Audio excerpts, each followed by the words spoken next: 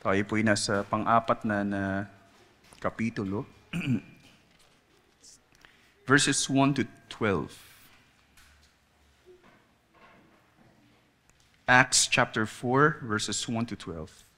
So church, hear the word of the Lord. And as they were speaking to the people, the priest and the captain of the temple and the Sadducees came upon them, greatly annoyed because they were teaching the people and proclaiming in Jesus the resurrection from the dead. And they arrested them and put them in custody until the next day, for it was already evening. But many of those who had heard the word believed, and the number of the men came to about 5,000. On the next day, their rulers and elders and scribes gathered together in Jerusalem with Annas the high priest, and Caiaphas, and John, and Alexander, and all who were of the high priestly family. And when they had set them in the midst, they inquired, "By what power or by what name did you do this?" Then Peter, filled with the Holy Spirit, said to them, "Rulers of the people and elders, if we are being examined today concerning a good deed done to a crippled man, by what means this man had been healed, let it be known to all of you and to all the people of Israel that by the name of Jesus Christ of Nazareth, whom you crucified, whom God raised from the dead, by him this man is standing before you well. This Jesus is the stone that was rejected by you, the builders, which has become the cornerstone. And there is salvation in no one else, for there is no other name under heaven given among men by which we must be saved." Church, this is the word of the Lord. Amen. Sige po, makakaupo po tayo.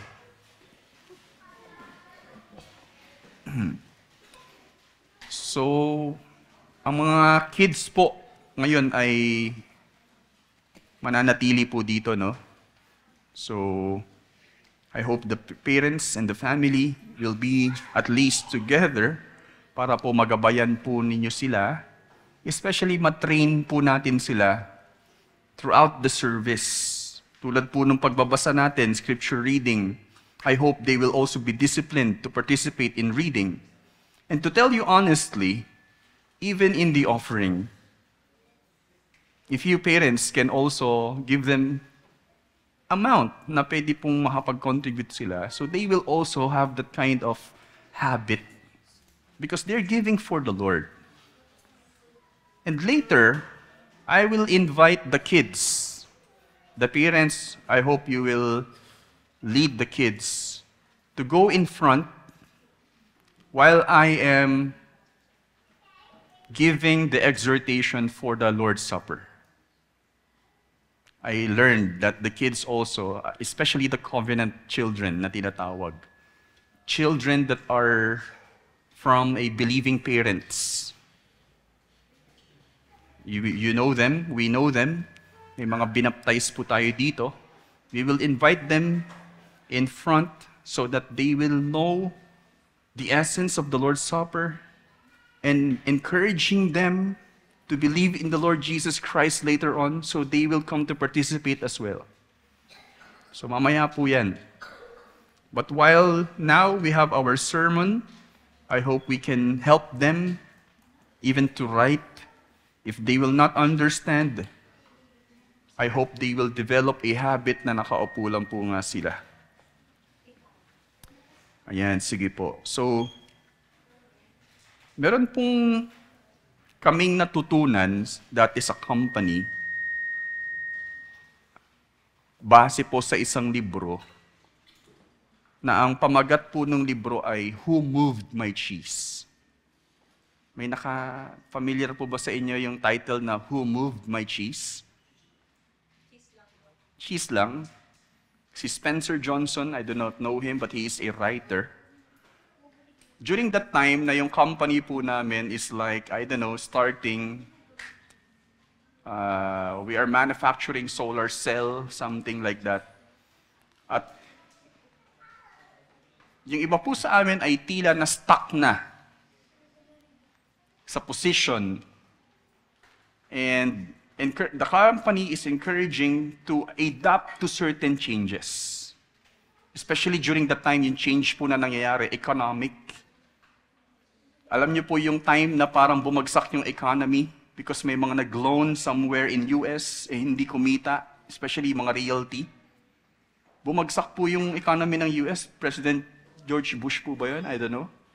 And then, naapektuhan din po yung buong company, yung iba nag-lay off. So, we are introduced to this book to learn about adapting to changes. Yung Who Moved My Cheese is like two mice, mga daga, na meron pong nilagyan ng cheese somewhere. Not yet. Okay, listen muna, listen. So, they were given a cheese somewhere at nasa maze, at yung two mice na yon coming from different point, ay alam nila kung nasan yung cheese. Pero as time goes by, nauubos na yung cheese. Hanggang sa naubos na nga yung cheese, ang effect doon sa dalawang mice, yung isa, instead na manatili doon sa route, naghanap siya ng ibang route. Hanggang sa pagpupursige niya, nakahanap siya ng ibang location kung nasan yung cheese. Pero yung isang mouse na nasanay na hindi, ito lang yung route na gusto kong gawin. Wala na namang cheese. Ang ginawa po niya, hindi siya nagbago sa kanyang route, hindi siya nagbago sa attitude, hanggang sa na-devastate na yung buhay niya, umaasa na lang siya na one day magkakaroon uli ng cheese doon. Pero hindi na po nagkaroon ng cheese at all. The lesson is, we need to adapt to certain changes na hindi tayo mananatili sa kung ano man yung sitwasyon na harapin natin, aasa na lang tayo na magbabago rin ito at wala tayong gagawing action. Okay? And tumatak sa akin yon, pero kilala palang libro yon. You may go to YouTube, may mga summary sila doon, may mga animation pa. Matututunan niyo yung principle ng Who Moved My Cheese. Pero yung title pa lang is like a sound na, like in our text, na may issue in authority. Yun lang po yung sa akin. Bakit nyo ginalaw yung cheese? Bakit nyo inubos yung cheese? Dapat nandyan lagi yung cheese. Pag nagkaroon ng pagbabago, hindi pwedeng mangyari yun. Hindi siya papayag. Kaya pagdating po dito sa ating teksto, pinapakita dito yung realidad ng tao na takot magbago. Takot sa, kahit sa pamumuhay, takot na magbago dahil tingin nila ay sila ang dapat masunod. Sila ang may otoridad sa kanilang buhay. Komportable na ako dito. Ito yung kinalakihan ko. Ito yung alam kong tama. Pag may so-called threat na sinasabing magbago ka, hindi pwede ako ang masusunod. Meron din po ako na-discover some kind of psychology sa Germany na parang ang approach naman nila power threat frame structure, parang ganyan. Dinidil nila yung issue sa tao based on the issue of power threat. No, pero apparently, as I'm studying the text, ganun po yung lumalabas na na-discover ko may mga ganun po pala. Ngunit, dito po again sa teksto, ang tanging paraan para tungo sa higit nilang kabutihan ay sumuko sa mas higit na may otoridad sa kanilang buhay at manampalataya sa kanyang dakilang plano. Walang iba kundi si Jesus bilang Haring Mesiyas at tagapagligtas. Did you get that? Ibig pong sabihin, takot tayo sa Pag may higher authority and power na darating po sa atin, but the key is, we need to acknowledge that He is indeed the higher authority. The way to continue in life, or actually to have a change in life, is to surrender yourself to that higher authority and trust in His greater plan for your life. Ang sermong ito base sa ating teksto ay pinamagatang threat to authority. Threat to authority. So dito po sa ating teksto, may mga, kumbaga, hindi pumayag sa mga pinapahayag ni na Pedro at Juan, mga apostol, patungkol kay Jesus. At tinanong nga po din na sa anong kapangyarihan o pangalan nyo ginagawa ang mga bagay na to. Why? Because we are in the authority. Sino pa yung mas gagamitin yung authority to practice these things? So there is that threat to their authority. Ang sentrong mensahe nito ay, there is no authority by which men must be saved, but Jesus Christ. Again, there is no authority by which man must be saved, but Jesus Christ. Now, for the kids, ito yung mensahe na ilalagay niyo sa inyong pad or notes. Jesus alone saves. Simple as that. And keep that in mind. Jesus alone saves. Excuse me.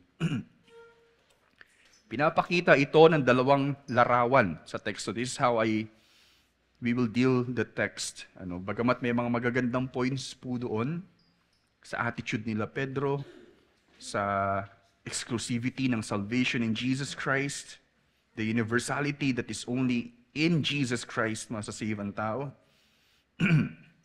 This is how we want to see it, at least. In verses 1 to 4, the picture is there are threatened authorities. May mga authorities na threatened. So first, threatened authorities. And verses 5 to 12, there is a threatening authority.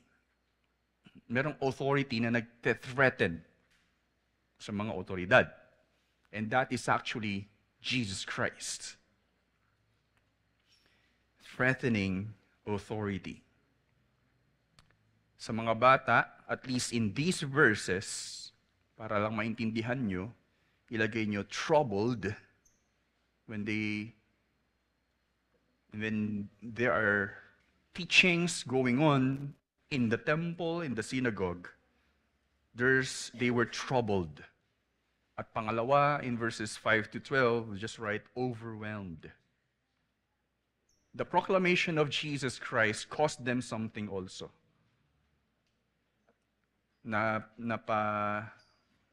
Hinuli sila, pero when they defended the truth about Jesus Christ, actually later on makikita po natin, they were amazed. Paano nila nasasabi itong mga bagay na they were uneducated? They were only common men. They were astonished in verse 13. That's why overwhelmed.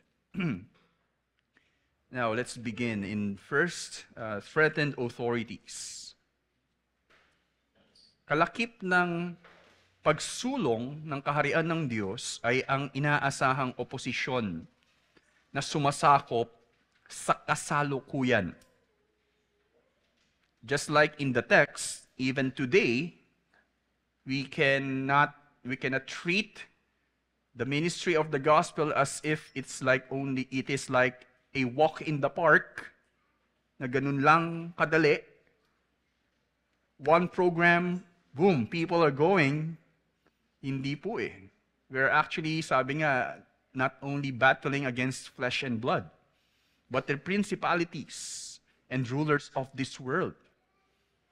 So the opposition is expected as we minister the gospel to the people.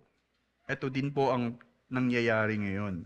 Habang matagumpay na naitatag ito ni Jesucristo bilang Mesiyas, yung kaharian ng Diyos, patuloy pa ring lumalaban ang kapangyarihan at otoridad dito sa mundo. There's that kind of battle. Actually, in eschatology, sa study of the last days, ito po yung nangyayari sa kasalukuyan in the spiritual realm. Hindi lang po dahil magkaaway ang Israel or anumang bansa. The truth is behind it. Actually, ito rin po yung trato ng bansang Israel. It's a battle between light and dark. Kung isipin po natin, relihiyon po yung pinag-uugatan din ng iba. Because they want to kill the Jews, eradicate the Jews, because of the God of the Jews. We may see it like that, but that's actually the truth. So, ang kapahayagan ng Ebanghelyo ay nagsisilbing kaligtasan sa mga naghihintay ng pagdating nito at banta sa mga nais manatili sa kanilang pamamahala. Two sides of the coin. For those who are waiting for that salvation, the proclamation of the gospel, was done. They heard it. It is, kumbaga, it's a joyful moment for them. Pero doon sa mga ayaw magpatinag sa kanilang kapangyarihan, it is a threat. Pinapakita sa parteng ito ng salaysay ang realidad nito at simula ng pagharap ng mga disipulo sa mga oposisyon. In the narrative of Luke, in Acts, ito na po yung simula na meron na pong mga oposisyon na nangyayari. This is how we will actually appreciate more how the early Christians displayed such faithfulness in ministering the gospel in their world, in the kind na world na Roman Empire pa yung nangunguna. Sa verses 1 to 4, let's read.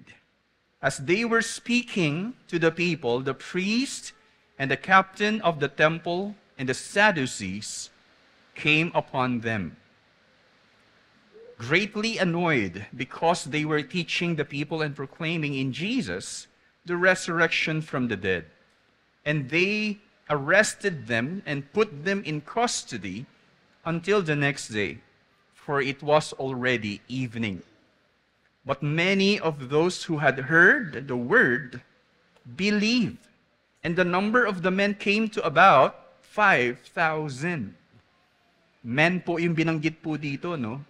Pero higit sa 5,000 po ito, if women will be included. Dahil sa mirakulong naganap sa templo, recalling yung nangyari po sa healing dun sa lame beggar, because of that healing, nakapagturo sina Pedro at Juan sa katotohanan ni Jesus sa likod ng pangyayaring iyon. Right? They were able to proclaim because this man was healed because of Jesus Christ, whom he crucified, but God raised from the dead.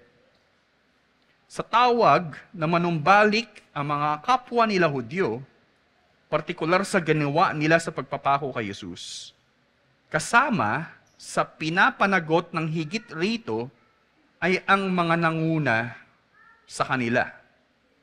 If you will look sa chapter 3 verse 17, sinasabi po doon ni Pedro, "And now, brothers, I know that you acted in ignorance, as did also your rulers." So, gusto rin nilang i-address, yes, we are Jews, nagkamali ang mga Hudyo sa pag-reject kay Jesus Christ as the Messiah, but you acted in ignorance, as did your rulers, na nanguna rito. Dinakip sina Pedro at Juan ng mga nasa otoridad sa pamamahala sa templo, ngunit binigyang diin ni Lucas ang malalim na dahilan nito. Bakit nga ba sila hinuli? But we can see actually, because they were annoyed because they were teaching the people about the resurrection from the dead through Jesus Christ. Ayun po yung malinaw na sinasabi. Pero tignan po natin, ano bang meron sa mga Sadducees, which you probably know also na daanan na rin natin, ano? Hindi sila, ang mga Sadducees po, ay hindi tapat sa pagsunod talaga sa Torah, sa law ni Moses. The Pharisees, the Sadducees are both actually considered as passionate in obeying the Torah, the law. Except for the Pharisees sa mga Sadducees, na mas nakafocus sila sa ceremonial law. Yung pagsasagawa ng mga alay sa templo. Because they're believing na kapag ka napanatili yung tamang pag-alay sa templo, maayos yung kaugnayan ng tao sa Diyos. Other than that, hindi sila naniniwala. In that case, nagtitiwala sila sa kakayanan nilang mapanatili yung relasyon nila sa Diyos. The spirituality of it ay hindi mahalaga.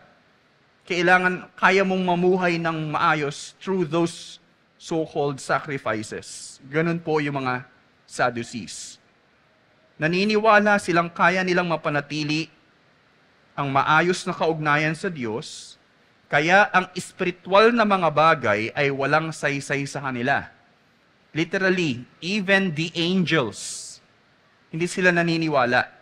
Much more, yung pag-raise from the dead, yung miracle na yon, kapangyarihan na yon, hindi sila naniniwala. Sinabi po ito later on sa Acts chapter 23 verse 8, no? Sinabi po rito na, for the Sadducees say, there is no resurrection, nor angel, nor spirit, but the Pharisees acknowledge them all. Ito po yung kaibahan ng mga Sadducees. Parang so-called in our time, sila po yung mga liberal na hindi naniniwala sa spiritual realm. Even the scripture is not an inspired writing na hindi ito basta gawa ng Diyos. And the resurrection, the atheists do not acknowledge resurrection as well. Anything about spiritual. The Sadducees, apparently, ganun po pala sila, no? Kaya, imagine this, later on, AD 70, nasira po yung templo by the Roman Empire. Nawala na rin po yung grupo ng Sadducees. Hindi na po sila nagpatuloy. Nasira na yung templo, paano na yung buhay nila? That's why they were treated as heretics after that. Hindi po sila mga false teachers po sila. Pero dito, pagdating ni na Pedro, maasahan natin na sila yung strikto sa pangangalaga sa templo. Ito ang rason na hindi maiwasang sila ay maiinis ng gusto nang may pagkabahala sa pinapahayag ni na Pedro at Juan. Partikular sa katuruan na muling mabubuhay ang mga patay sa pamamagitan ni Jesus. Okay? Subalit, masasabing ito po yung, kung titignan po natin yung issue deeply, nauugat ito sa tunay na pagnanais ng tao ng higit na kapangyarihan at otoridad sa Diyos. Remember the picture earlier, ayaw nilang masira yung structure na hindi ito yung tamang kaugnayan sa Diyos. Any teachings about it, hindi pwede. But if we will analyze, at the root of it, ay gusto nilang sila ang dapat ma-recognize na authority at hindi yung ibang katuruan. Kung titignan po natin ito, ang tao ay may inklinasyon na manaig ang sariling kagustuhan at pahintuin ang sisira sa ikot ng sistema nito. The order, pag nasira yung order, pagagalit. I'm not talking merely about now sa mga Sadducees, sa mga tao. Our natural inclination is pag na-disturb yung mga kagustuhan natin, yung sistema ng buhay natin, maiinis tayo rin at gusto nating gusto nating mapanatili yun. Especially if God Himself will disturb, hindi tayo papayag sa Diyos. Ang pag-angkin sa otoridad ng higit sa Diyos, simulat sa umpisa, ang patuloy na bumabalot sa puso ng tao. I'm talking about the time even when Adam and Eve began, my instruction to not eat of the fruit of the knowledge of good and evil. They were tempted, na kaya sinabi ng Diyos yon kasi magiging katulad kayo ng Diyos. Ganun ba? Pag kinain pala namin yun, magiging katulad kami ng Diyos. They were actually desiring na maging katulad sila ng Diyos so that they will be in authority in their lives. Pero that's not the design. Kaya nauugat po ito sa nature ng tao na gusto na sila ang nasa otoridad at hindi ang Diyos. Pero ang sagot po rito again, sasabihin na po natin na tanging pagsuko sa paghahari ng Diyos kay Jesucristo ang sagot sa kaayusan ng ating buhay tungo sa higit na saysay nito. The only way is to really surrender our rights, so-called, to surrender our will to the Lord. At makikita mo yung totoong kaayusan ng buhay at sa higit na saysay ng buhay na ito. The scripture is all about who God is and how this life will make sense. In His terms, yes. Pero makikita po natin a good narrative here because there is kumbaga, pangit na larawan pero may maganda. Because sa kabila ng oposisyon, umabot ng higit sa 5,000 ang sumampalataya kay Jesus nung narinig nila yung ebanghelyo na ipinapangaral nila Pedro. Still, while there is an opposition, 5,000 of number of men ang naniwala. So that's the first picture again, which is threatened authorities. There is threatened authorities. Now in the next part, we call it the threatening authority. Sunod na nangyari, verses 5 to 7, let's read. On the next day, gabi na nga po kasi, now, dumating yung sunod na araw, their rulers and elders and scribes gathered together in Jerusalem with Annas, the high priest, and Caiaphas, and John, and Alexander, and all who were of the high priestly family. Okay, so, and when they had set them in the midst, they inquired, by what power or by what name did you do this? Now, sa sunod na araw, ito na po yung grupo ng Pharisees. Okay? Magdalawang grupo ng mga Hudyo. At least.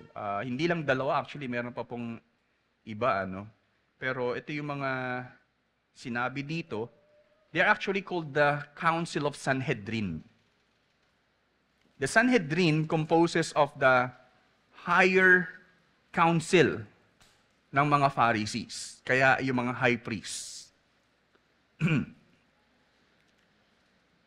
Bakit nga ba kailangang harapin ng pinakamataas na konseho ang tila maliit lamang na issue ng interruption? Is actually disturbance. Bakit kailangan yung mga pinakamataas na nasa otoridad ang humarap? Pero, ang nangyari lang is, hindi naman ganun siguro kalaki yung issue. They're causing disturbance in the city. I don't think it is really, kumbaga, parang nasisira yung buhay ng mga tao sa ginagawa nila. Now the question again, bakit yung mga pinakamataas na nasa otoridad ang haharap dito sa mga taong ito? Lumalabas na ang pagtatanong sa ginagawa ni na Pedro ay pagbangga sa kanilang kapangyarihan o otoridad. Same thing. Kasi ang pagtatanong by what power? Kami yung nasa kapangyarihan. Kung meron mang dapat kilalanin na itinalagang otoridad ng Diyos para sa mga Hudyo na may mataas na kaalaman sa kautusan, ay walang iba kundi silang mga high priest. Naintindihan po ninyo? Kumbaga parang may nagtuturo ng salita ng Diyos. Teka, sino ka? May alam ka ba sa Biblia? Kami yung mga inordained. Inordained pa kami sa US, for example. At sa harap ng maraming tao, ikaw magtuturo ka, sa anong otoridad mo ginagawa yan? Now, the high priest ay mga aral po ito sa pagdating sa kautusan. Walang ibang pinagkatiwalaan so-called sa mga Hudyo ng mga kaalaman ng Diyos, sila po yung kinikilalang may nasa otoridad. Sa madaling salita, sinasabi nilang, who do you think you are? Hindi nila matanggap na may tataas o mangunguna pa sa kanila. That's how I perceive it. Ngunit ito po ang nangyaring sunod, which is also a driving point sa mga susunod na mga texts beyond our text. In verses 8 to 12, basahin po natin, then Peter, mark this characteristic, filled with the Holy Spirit, said to them, rulers of the people and elders. Grabe po yung lakas ng loob ni Pedro, ano? If we are being examined today concerning a good deed done to a crippled man, by what means this man has been healed, let it be known to all of you and to all the people of Israel that by the name of Jesus Christ of Nazareth, whom you crucified, whom God raised from the dead, by him this man is standing before you well. This Jesus is the stone that was rejected by you, the builders, which has become the cornerstone, and there is salvation in no one else, for there is no other name under heaven given among men by which we must be saved. Para maramdaman niyo po kung gaano ka bold yung ginawa ni Peter, in verse 13, they were astonished because they were uneducated and common men. Galileans. Literally, hindi nag-aral sa school ng mga Jews. Fishermen. But they were astonished because ang totoo, ang sabi po sa komentaryo, no, they are like highly skilled rhetoricians. Anong alunta ko na? Magaling magsalita. Sa Greek may mga rhetoricians po, no? Pero parang nung nagsalita sila, parang, how can they speak like that?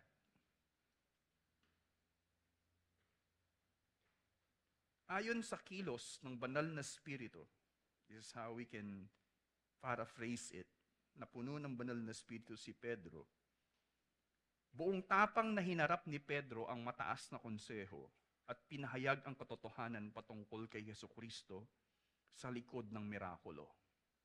Kung ano po yung pinahayag niya sa mga tao, same thing sa mga matataas na aral ng mga tao, ganun din po ang ginawa niya. Patuloy na dinedeklara nila Pedro ang tamang pagkaunawa kay Jesucristo ayon sa karunungan ng Diyos, hindi sa sarili nilang kaalaman, at sa kaunawaan ni Jesus sa kasulatan. Kasi kinote po niya yung Psalm po dito, di ba? The cornerstone, something, I think Psalm 118 po ito. Verse 22. Sa kaunawaan ni Jesucristo, binanggit din po ito ni Jesus earlier sa Luke 20:17.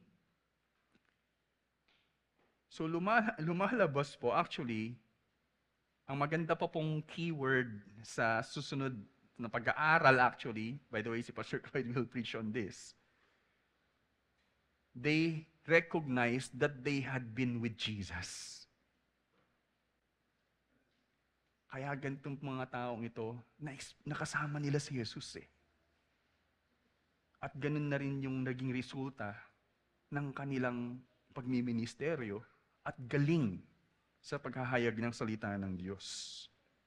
Magandang punto po yun na matutunan din natin.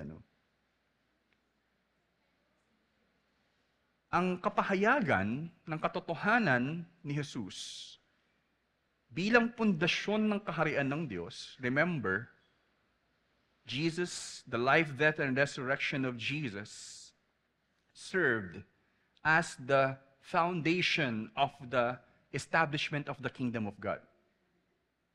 Yung kapahayagan ng katotohanan ni Jesus bilang pundasyon ng kaharian ng Diyos, ang tanging nagtataglay ng kaligtasan laban sa pagkabihag natin sa kahariang sumasakop sa atin. In other words, the picture na gusto ko pong nakikreate natin dito ay Jesus is the cornerstone and any kingdoms through this cornerstone will be shattered. Masisira. And once this cornerstone is established, uusbong, kumbaga, ang kaharian ng Diyos saan man. Ang si Jesus, ang katotohanan ni Jesus, ang titibag sa anumang kaharian na sumasakop sa atin. Tanging ang ngalan ni Jesus ang titibag sa anumang kapangyarihan at otoridad na umaangkin sa buhay na tunay na pag-aari ng Diyos. If you thought your life is owned by you, no, in the first place, pagmamay-ari ka ng Diyos. And apart from Jesus Christ, apart from the redemption of the Lord, ikaw ay nabibihag ng ibang otoridad, ng ibang kapangyarihan, o kaya pinaghaharian ka ng ibang hari. But only through the name of Jesus and no one else, under heaven, ang ganda pa po nun, no? Wala nang iba na siyang tunay na mag-i-establish ng buhay mo other than the authority or other than the name of Jesus Christ, through whom tayo ay maliligtas. Ito lang po yung pinapakita dito sa teksto. Again, dalawang larawan sa teksto ang katotohanan na pinapakita ng mensahe sa atin sa umagang ito. Una, threatened authorities, and second, threatening authority. Ngayon, or the question is, ano ngayon yung saysay ng tekstong ito sa atin? What's the implication or the essence? Okay, there is threatened authorities, threatening authority. I think the implication is we might be the threatened authorities.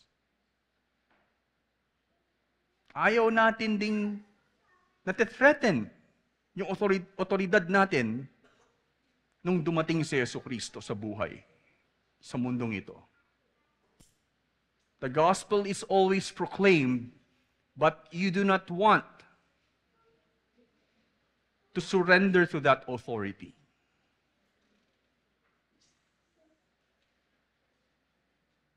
Sa di inaasahang pagkakataon po, meron akong binabasa mga libro.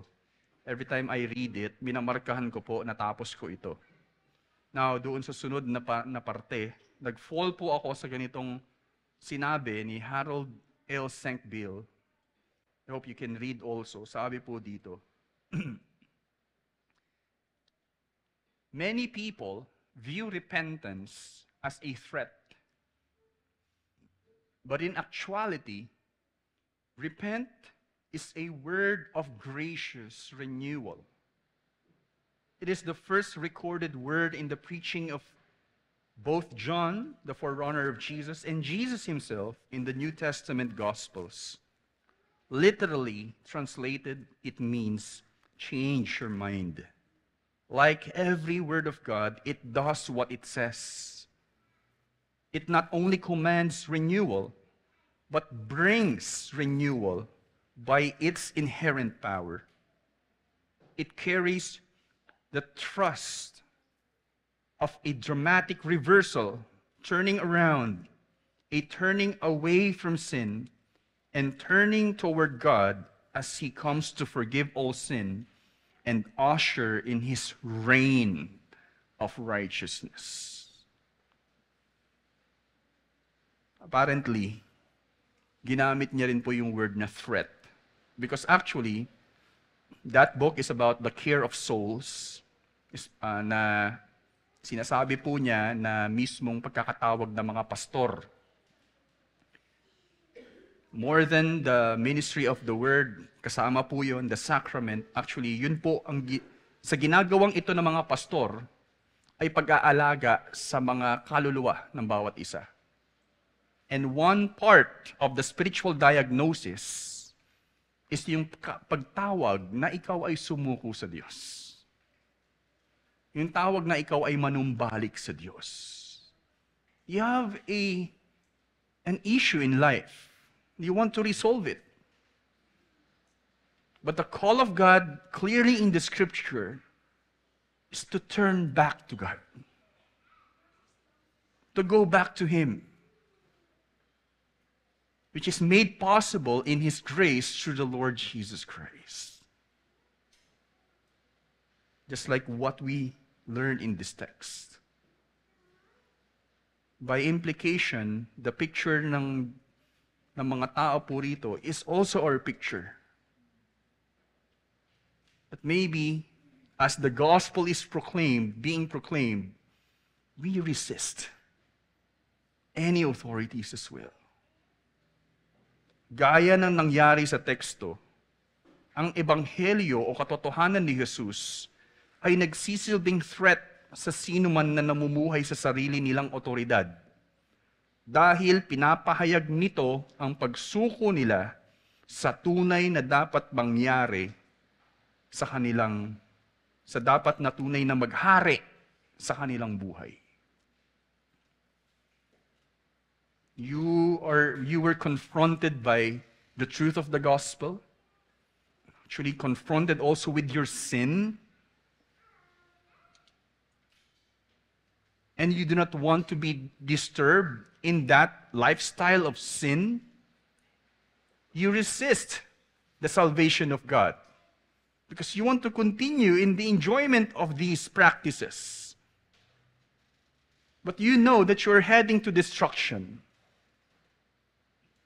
But the good news is God wants to save you out of it. But it's hard. But the command is, ito po, maaaring ikaw ay nagtitiwala pa rin sa sarili mong kakayanan, karunungan, kagustuhan, o kabutihan, at ayaw mong magulo ang mundong gusto mong ikaw ang naghahari. Kailangan mong malaman na pinapahayag mismo ngayon ni Jesus sa iyo na siya ang iyong kaligtasan at higit na kabutihan. Ibinigay mismo ni Jesus ang kanyang buhay para sa kapatawaran ng lahat ng iyong pagkakasala. You don't have to pay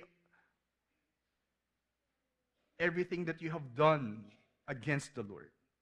Pinagbayaran ni Jesus ng sapat yun. At nabuhay muli para bigyan ka ng bagong pag-asa, taglay ang higit na pangakong buhay na walang hanggan. Minamahal o kapatid sa pananampalataya, this is the picture. Huwag mong isara ang iyong palad. The picture of a closed fist is actually rebellion. No, I'm the one in authority. Huwag mong isara ang iyong palad. Marahil, matagal mo nang itinataas ang iyong kamao na tila hindi mo kayang patawarin ang mga nagkasala sa iyo. Tingin mo ay wala ka ng pag-asang magbago o kaya'y takot kang harapin ang kinabukasan. Buksan mo ang iyong palad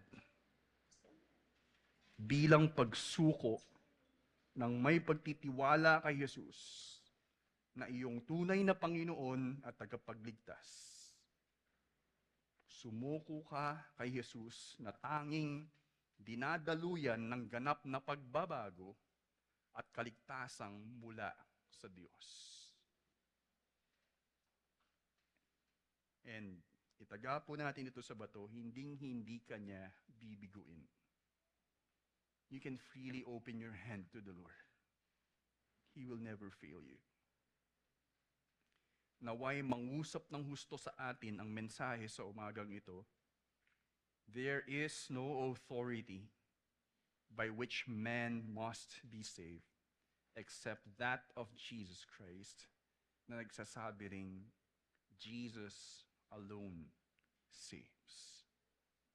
Let us pray. O Diyos,